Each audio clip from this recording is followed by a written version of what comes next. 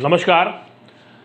जैसा आप लोगों को मालूम है कि हमने 10th क्लास का इकोनॉमिक्स का 4th चैप्टर शुरू किया हुआ है, ग्लोबलाइजेशन एंड इंडियन इकोनॉमी। इस लेक्चर से पहले इस टॉपिक पर एक लेक्चर और हो चुका है जिसमें हमने डिस्कस किया था what we mean by globalization and meaning of economy.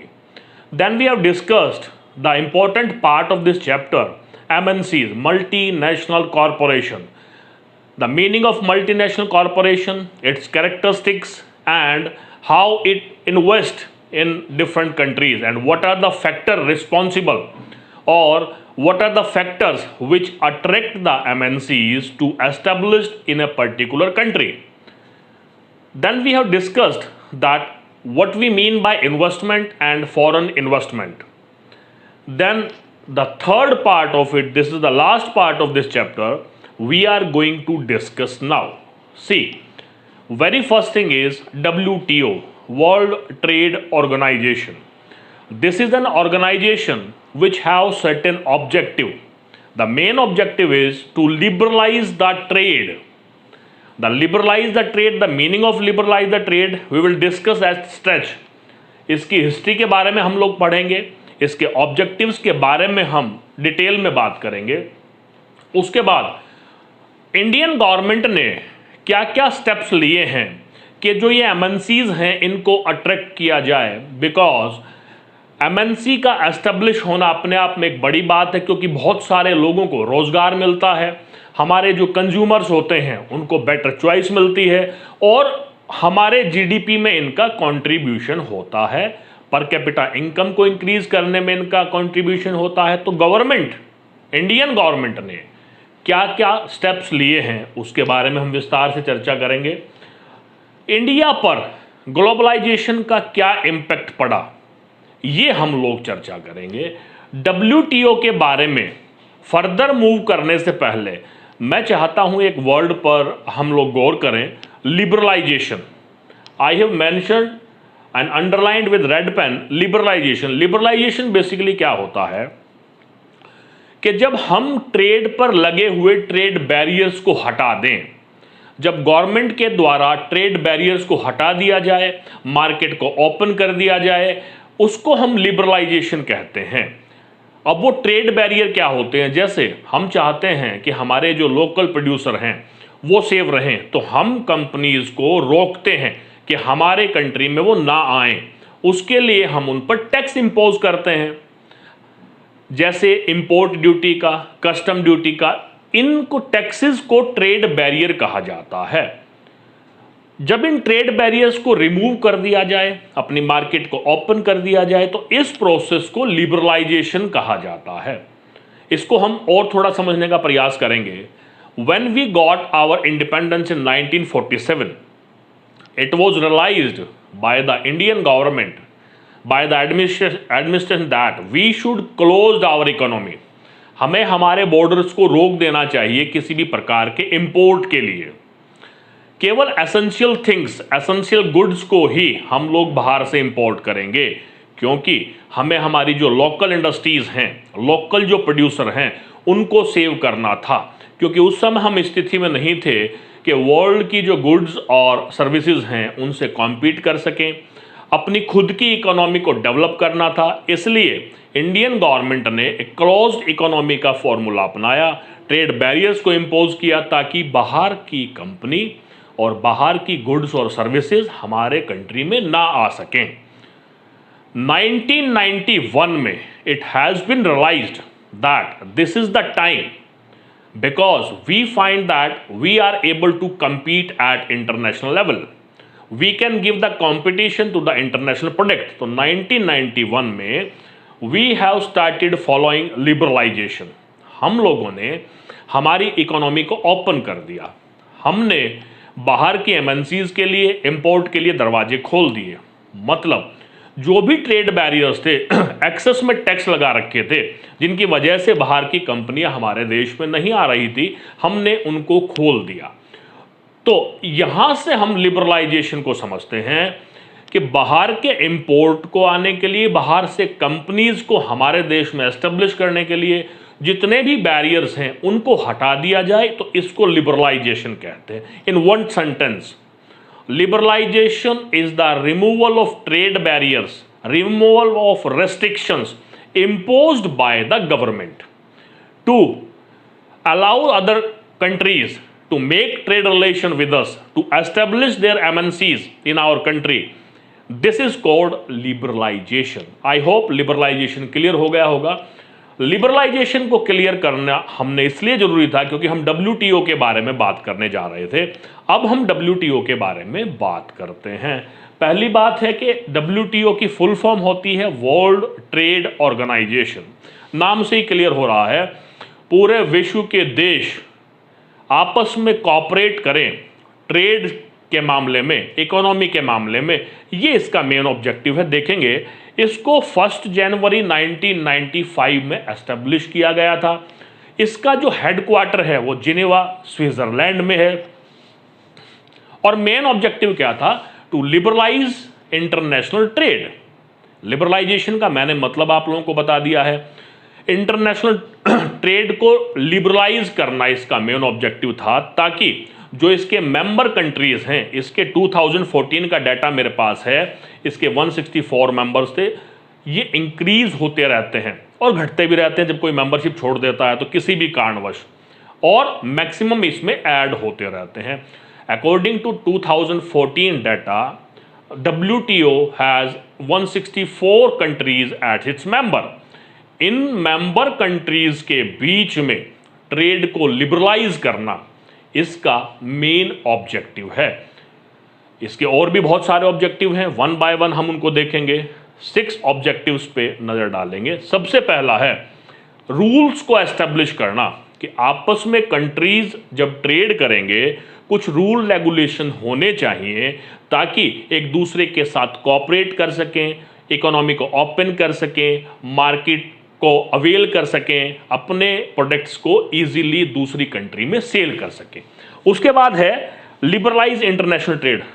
We have discussed at stretch, this is the main objective. Liberalize करने से मतलब क्या है कि जो कंट्रीज हैं डिफरेंट, खास करके मेंबर कंट्रीज, वो अपनी बाउंड्रीज को या यूं कहें इंपोर्ट करने के लिए अपने जो ट्रेड बैरियर्स हैं उनको रिमूव कर दें, अननेसेसरी ट्रेड बैरियर्स को बिल्ड ना करें, ताकि बाहर की जो कंट्रीज हैं, खास करके जो मेंबर कंट्रीज हैं, वो उन देशों में भी व्यापारिक संबंध बना सकें। ट्रेड डिस्प्यूट, कई बार बहुत सारे डिस्प्यूट हो जाते हैं आपस में कंट्रीज़ के, ट्रेड को लेकर के, इंपोर्ट को लेकर के, एक्सपोर्ट को लेकर के, ट्रेड बैरियर्स को लेकर के, और बहुत सारे इश्यूज होते हैं। तो जब इन इश्यूज़ पर देशों के डिस्प्यूट हो जाते हैं, कंट्रीज़ के डिस्प्यूट हो जाते हैं, तो वर्ल्ड ट्रेड ऑर्गेनाइजेशन आकर के उन ट्रेड डिस्प्यूट्स को रिजोल्व कराने का काम करती है। ये भी एक ऑब्जेक्टिव है। ट्रांसपेरेंसी रहे ट्रेड में, कोई भी हिडन चार्जेस ना हो, clear cut rule and regulations follow किए जाएं सभी कंट्रीज के द्वारा जो WTO द्वारा एस्टेब्लिश किए गए हैं। तो there should be transparency. This is the main objective of the one of the main objective of the World Trade organisation.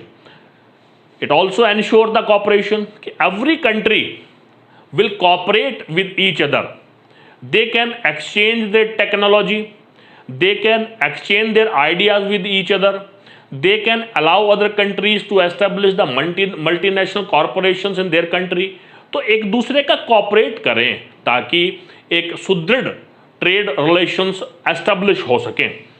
जितने भी अनफेयर ट्रेड बैरियर्स हैं, ट्रेड बैरियर्स मैंने बताया था टैक्सेस हैं, ताकि बाहर की कोई प्रोडक्ट हमारी मार्केट में सेल ना हो सके, लोकल प्रोड्यूसर्स को बचाने के लिए ट्रेड बैरियर्स लगाए जाते हैं। WTO ये एंश्योर करता है कि कोई भी country unfair, unjust trade barrier ना लगाएं, ताकि उनकी मार्केट दूसरे देशों के लिए खुली रहे। ये WTO का रोल है, ऑब्जेक्टिव है। हिस्ट्री मैंने बताई, ऑब्जेक्टिव मैंने बताई, क्योंकि हम लोग बात कर रहे हैं ग्लोबलाइजेशन के कंटेक्स्ट में WTO एक बहुत इंपॉर्टेंट रोल प्ले करता है, खास करके ग्लोबलाइजेशन के इकोनॉमिक पार्ट में। तो WTO is a very great institution which plays a very significant role in making trade relation to ease the trade. It set up the rule and regulations. It help the countries so that they will cooperate with each other, and a dispute will take place, he resolves, और unfair trade barriers को resolve करता है. This is the main objective. Further move करते हैं हम लोग.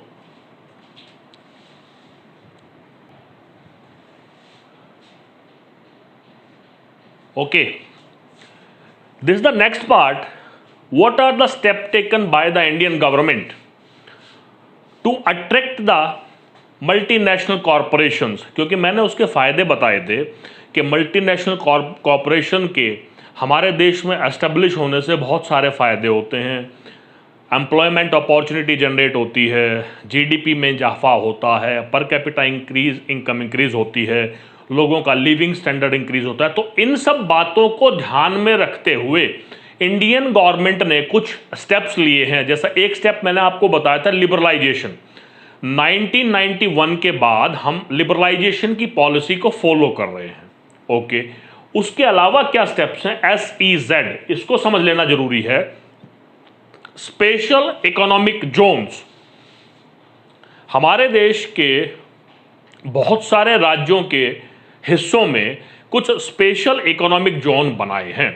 कुछ land को एक्वायर किया गया है. वो लैंड स्पेसिफिकली मल्टीनेशनल कॉरपोरेशंस को ध्यान में रखते हुए बनाया गया है.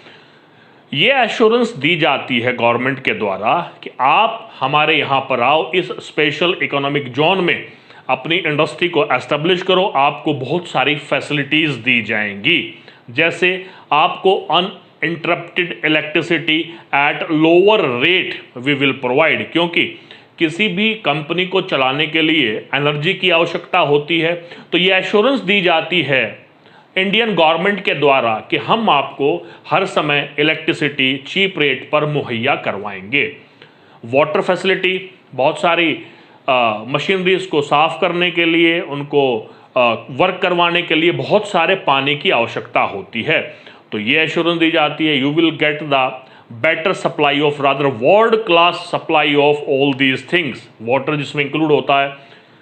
वेल बिल्ट नेटवर्क प्रोवाइड कराया जाएगा, रोड का, ट्रांसपोर्टेशन का, ताकि आपकी इंडस्ट्री में आने वाले रॉ मटेरियल में किसी प्रकार की प्रॉब्लम ना हो, और जो आप फिनिश गुड्स तैयार कराएंगे उनको मार्केट तक पहुंचाने के लिए आपको बेटर मीन्स ऑफ ट्रांसपोर्टेशन, हम well established road system, road network हम आप लोगों को प्रोवाइड कराएंगे. आप केवल हमारे कंट्री में आएँ और अपने MNCs को एस्टेब्लिश करें. आपको स्टोरेज की फैसिलिटी दी जाएगी. मतलब उस इकोनॉमिक जोन के अंदर ही इन सभी फैसिलिटीज़ को प्रोवाइड कराना इंडियन गवर्नमेंट की जिम्मेवारी रहती है. यहाँ तक कि रिक्रिएशनल और एजुकेशनल फैसिलिटी, क्योंकि जो लोग बाहर से आएंगे उनको वहाँ पर रहना है, हमेशा आदमी काम में कार्यरत नहीं रह सकता, तो उनके लिए रिक्रिएशनल एक्टिविटी, वहाँ पर सिनेमा हॉल्स और सारी चीज़ें, उनके बच्चों के लिए एजुकेशनल प्रोग्राम, इन सब चीज़ों को इस तरह से मैनेज करने का एश्योरेंस दिया जाता है और प्रोवाइड भी किए जाते हैं कि आप लोग यहाँ पर आएँ और मल्टीनेशनल कॉरपोरेशन सेटअप करें, प्रोडक्शन करें, ताकि हमारे कंज्यूमर्स को, हमारे लोगों को फ़ायदा हो. हालांकि इसका ओपोज भी किया जाता है. जो लोकल प्रोड्यूसर हैं उनका ये कहना है कि अगर ये फैसिलिटीज़ हमें मुहैया कराई जाएं, क्यों हमें मुहैया नहीं कराई जा रही हैं? जब आप बाहर के लोगों को ये सारी चीज़ें एश्योर्ड कर रहे हैं, तो हमें भी इन चीज़ों का बेनिफिट मिलना चाहिए. अगर हमें इन चीज़ों का बेनिफिट मिले तो हम वर्ल्ड लेवल पर कॉम्पीट कर सकते हैं. उनका कहना भी ठीक है, पर यहाँ हम समझ रहे हैं कि SEZ क्या है. सबसे बड़ी एश्योरेंस क्या है? ये देखिए, उन लोगों को कुछ समय के लिए, इनिशियल पीरियड के लिए गवर्नमेंट को टैक्स देने की भी आवश्यकता नहीं है. ये सबसे बड़ा रिलीफ है. वो एग्रीमेंट के अकॉर्डिंग होता है, 5 साल के लिए, 2 साल के लिए, जिस तरह का भी एग्रीमेंट होता है कि इस इनिशियल टाइम पीरियड के लिए आप लोग बाउंड नहीं हैं टैक्स भरने के लिए. इन सब चीज़ों को जिस एरिया में प्रोवाइड कराया जाता है, ये जो फैसिलिटी दी जाती हैं, ये SEZ के अंडर आता है. तो what is SEZ? Special economic zone. you can say is an area where the all kind of facilities, world class facilities is provided to the MNCs. These programs are initiated to attract the MNCs in our country, and the main one is they are not supposed to pay even taxes. Then we comes to the next part, SEZ की flexibility in labour law. हमारे country में एक proper set rule and regulations हैं कि इतने working hours होने चाहिए, इतना मिनिमम वेजेस होना चाहिए, ये फैसिलिटीज़ लेबर को मिलनी चाहिए। लेकिन MNCs को अट्रैक्ट करने के लिए कुछ दिनों से देखा जा रहा है, कुछ वर्षों से, कि उसमें भी फ्लेक्सिबिलिटी कर दी गई है।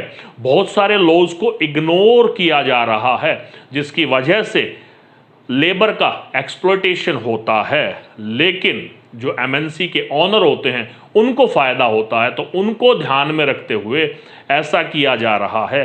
देखिए, पॉजिटिव एस्पेक्ट के साथ साथ नेगेटिव एस्पेक्ट भी हैं। अब हम positive as well as negative aspect दोनों को साथ लेकर के चलेंगे। आपको पॉजिटिव अलग लिख लेने हैं, नेगेटिव अलग लिख लेने हैं, वाइस वर्सा है। तो इम्पैक्ट क्या पड़ा इंडिया के? नेक्स्ट जो पॉइंट है, what was the impact on India, what is the impact of globalization on India. हम सभी पहलू से देखने का प्रयास करेंगे। जैसे इकोनॉमिक एस्पेक्ट है, पॉजिटिव तो मैंने आपको बता दिया है, एम्प्लॉयमेंट अपॉर्चुनिटी जनरेट होती है, पर कैपिटा इनकम इंक्रीज होता है, लाइक दिस। ये सारे मैंने आपको इकोनॉमिक बेनिफिट बताए कि इंटरनेशनल एक्सपोजर मिलता है, हमारे लिए जो वर्ल्ड की मार्केट है वो ओपन हो जाती है, हमारे प्रोडक्ट वहाँ पर जा कर के सेल हो सकते हैं, हमारा एक्सपोर्ट इंक्रीज हो सकता है और हमारा ट्रेड सरप्लस हो सकता है, होता भी है ग्लोबलाइजेशन की वजह से। हमारे जो फार्मर्स हैं वो इंटरनेशनल लेवल के जो एग्रीकल्चर फेयर होते हैं वहाँ पर जा कर के उनको अटेंड कर सकते हैं कि किस तरह से अपनी प्रोडक्शन को बढ़ाया जाए। दूसरी तरफ यही फार्मर जो बाहर से आने वाले जो फूड आइटम्स हैं, जो क्रॉप्स हैं, जो चीप रेट पर बाहर से आ रही हैं, उसकी वजह से फार्मर्स को नुकसान भी उठाना पड़ रहा है। बिकॉज बाहर जो खेती होती है, आप देखना कभी USA में या ऑस्ट्रेलिया में किस तरह से खेती की जाती है, वेल डेवलप्ड उनके पास इक्विपमेंट है, बहुत बड़े बड़े लैंड पर खेती की जाती है, आसमान से हेलीकॉप्टर के थ्रू उन पे पेस्टिसाइड, केमिकल, मैन्योर वगैरह सारा छिड़काव होता है, मशीनों से सारा काम लिया जाता है, मतलब काफ़ी बड़े लेवल पर होता है। तो जो उनकी कॉस्ट आती है वो काफ़ी कम होती है, जबकि हमारे जो फार्मर्स हैं उनकी जो क्रॉप की कॉस्ट होती है वो थोड़ी ज़्यादा होती है। इसलिए फार्मर्स को बहुधा नुकसान उठाना पड़ता है, क्योंकि बाहर से जो इम्पोर्ट हो रहा है वो यहाँ जो प्रोड्यूस हो रहा है उसके कंपैरिजन में सस्ता होता है। उसके अलावा देखेंगे हम लोग इंटरनेशनल प्रोडक्ट, हमारे जो कंज्यूमर्स हैं लोकल, उन लोगों को इंटरनेशनल प्रोडक्ट मिलते हैं इंटरनेशनल लेवल के। ऑटोमोबाइल्स में देख लें आप, ऑडी कार है, आपकी BMW है, ये सारे के सारे बाहर के प्रोडक्ट हैं। अगर ग्लोबलाइजेशन ना होता तो हम शायद इन कार की फैसिलिटी नहीं ले पाते। तो और भी बहुत सारी चीज़ें हैं जो हमारे कंट्री में इंपोर्ट होती हैं, बाहर वाले देश हमारे यहाँ एक्सपोर्ट करते हैं, तो इंटरनेशनल हमें मिलता है एक्सपोजर। बेटर टेक्नोलॉजी, बहुत सारी टेक्नोलॉजी हमारे देश में अवेलेबल है, लेकिन जो टेक्नोलॉजी नहीं है उसको हम बाहर के देशों से हायर कर सकते हैं, अपने स्टूडेंट्स को वहाँ लर्निंग के लिए भेज सकते हैं, अपने इंजीनियर्स को वहाँ भेज करके ट्रेन कर सकते हैं। ये सब पॉसिबल हो पाया है ग्लोबलाइजेशन की वजह से। दूसरी तरफ इसका नेगेटिव इम्पैक्ट क्या है कि हमारे देश के स्टूडेंट्स हमारे यहाँ की बेटर एजुकेशन फैसिलिटी का फ़ायदा उठाते हैं, डॉक्टर्स बनते हैं, इंजीनियर्स बनते हैं, लेकिन सर्विसेज दूसरे देशों में जा कर के करते हैं। मतलब इसको ब्रेन ड्रेन बोला जाता है। Brain drain is the negative aspect of globalization. उसके अलावा कल्चरल जो आप पॉजिटिव और नेगेटिव एस्पेक्ट है, नेगेटिव एस्पेक्ट क्या है कि जो हमारी अपनी जो ट्रेडिशंस हैं, कस्टम्स हैं, उनको हम लोग छोड़ते जा रहे हैं, वेस्टर्नाइजेशन की तरफ मूव करते जा रहे हैं। ये हमें बड़ा नुकसान हो रहा है। लेकिन बाहर के देशों में जो वोमेन का स्टेटस है वो काफ़ी अच्छा है। इस तरह की कुछ अच्छी बातें भी हम लोग वहाँ से ले रहे हैं। दूसरा सोशल एस्पेक्ट है। हमारे देश में ज्वाइंट फैमिली का प्रोसीजर होता था, ज्वाइंट फैमिली का सिस्टम था। सारे दादा दादी सब इकट्ठे रहते थे, चाचा ताऊ सब इकट्ठे रहते थे और बच्चा सिक्योर फील करता था और उसकी जो डेवलपमेंट होती थी, साइकोलॉजिकल जो डेवलपमेंट होती थी वो बड़ी बेहतरीन किस्म की होती थी और एक दूसरे की हेल्प करके हम लोग सिक्योर महसूस करते थे। लेकिन ग्लोबलाइजेशन की वजह से न्यूक्लियर फैमिलीज सामने आ रही हैं, क्योंकि काम करने के लिए बच्चा बाहर जा रहा है, फैमिली भी वहीं हो रही है, माँ बाप यहाँ अकेले रह रहे हैं, तो this is the negative aspect. उसके अलावा वर्कर्स का एक्सप्लॉयटेशन हो रहा है। हालांकि एक पॉजिटिव एस्पेक्ट ये है कि मोर एम्प्लॉयमेंट अपॉर्चुनिटी जनरेट हो रही है ग्लोबलाइजेशन की वजह से, लोग बाहर माइग्रेट हो रहे हैं, पॉजिटिव एस्पेक्ट है, बाहर से हमें पैसा आ रहा है, पॉजिटिव एस्पेक्ट है। लेकिन फ्लेक्सिबिलिटी जो लेबर लॉ में हुई है उसकी वजह से जो लेबर्स हैं उनका एक्सप्लॉयटेशन हो रहा है। क्यों? कम पैसे में काम करते हैं, ज़्यादा लंबे समय तक के लिए काम करते हैं, लेबर लॉज को जो इग्नोर किया गया है मल्टीनेशनल कंपनीज को अट्रैक्ट करने के लिए, उनमें बड़ा भारी नुकसान होता है। पॉलिटिकल क्या इम्पैक्ट है, हम आप लोगों को जान करके आश्चर्य होगा।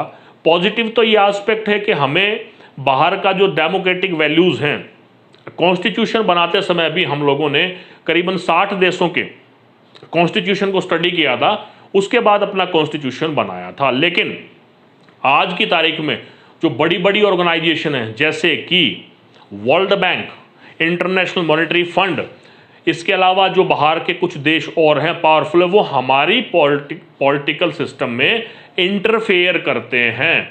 This is the negative aspect. दूसरी तरफ WTO है, ऐसा स्टडीज में पाया गया है, रिसर्चेज में पाया गया है कि जो WTO है वो डेवलप्ड कंट्रीज को फेवर करता है, जबकि डेवलपिंग कंट्रीज को फेवर करना चाहिए ताकि उनकी इकोनॉमिक डेवलप हो। डेवलप्ड कंट्रीज से हेल्प लेकर के डेवलपिंग कंट्रीज को सपोर्ट किया जाना चाहिए, जबकि ऐसा नहीं हो रहा है, जिसके खिलाफ आवाज़ उठाई जाती है। ये हमारा चैप्टर है। देखिए, हमने 3 पार्ट किए थे। फर्स्ट पार्ट में इंट्रोडक्टरी पार्ट था, ग्लोबलाइजेशन था, मीनिंग ऑफ ग्लोबलाइजेशन था, MNC क्या होती है, उसकी कैरेक्टरिस्टिक क्या है और वो एस्टेब्लिश करने के लिए क्या क्या फैक्टर्स चाहिए, फर्स्ट पार्ट में ये हमने डिस्कस किया था। दूसरे पार्ट में हमने डिस्कस किया था कि इन्वेस्टमेंट क्या होता है, फॉरेन इन्वेस्टमेंट क्या होता है, ये MNCs इन्वेस्ट 3 तरीके से मैंने बताया था, पार्टनरशिप करके, परचेज करके, लोकल ऑर्डर प्रोवाइड करके, ये हम लोगों ने बात किया था। उसके बाद हमने WTO का और impact of globalization on India, ये हमने डिस्कस किया था। जो पहले 2 पॉइंट थे उनका लिंक मैं आप लोगों को ऊपर दे दूंगा बिल्कुल वीडियो के शुरू में ही, तो पहले आप लोग उसको देख लें, उसके बाद इस पर आएँ। और अंत में मैं आपको बता दूं, आपको लिटरेचर जरूर पढ़ना है, क्योंकि कुछ कहानियां दी हुई हैं उसमें कि किस तरह से और ग्लोबलाइजेशन की वजह से नुकसान भी हुआ लेबर्स को, किस तरह से जो लोकल प्रोड्यूसर हैं उनको नुकसान हुआ, चाइनीज़ टॉयज़ का सिस्टम है, वो स्टोरीज़ हैं थोड़ी। ये जब सारी चीज़ें समझ में आ जाएंगी तो वो स्टोरी आप लोगों के लिए फन बन जाएगा। ये 4 चैप्टर था, आगे हम लोग अगले चैप्टर्स करेंगे। अगर आप उन चैप्टर्स को सुनना चाहते हैं, अगर आपको लगता है कि ये आपके काम के हैं, तो आप सब्सक्राइब करें चैनल को और बेल आइकन को प्रेस कर दें, ताकि जब भी वीडियो, मैं हर वीडियो में ये बात बोल रहा हूँ, ये इसलिए बोल रहा हूँ कि ये जो मैं एफर्ट कर रहा हूँ ये आप लोगों के लिए एफर्ट हो रहे हैं। और मेरा ऐसा मानना है, पहले क्योंकि खुद ही मानना पड़ता, इस तरह से आपको नहीं बताया जा रहा होगा, तो आप ज़्यादा से ज़्यादा लोगों के पास शेयर करें जिनको इनकी आवश्यकता है, ताकि उनको भी इसका बेनिफिट मिले। लाइक करें, सब्सक्राइब करें और शेयर करें। मिलते हैं अगले लेक्चर में। Thank you, thanks a lot. जय हिंद, जय भारत।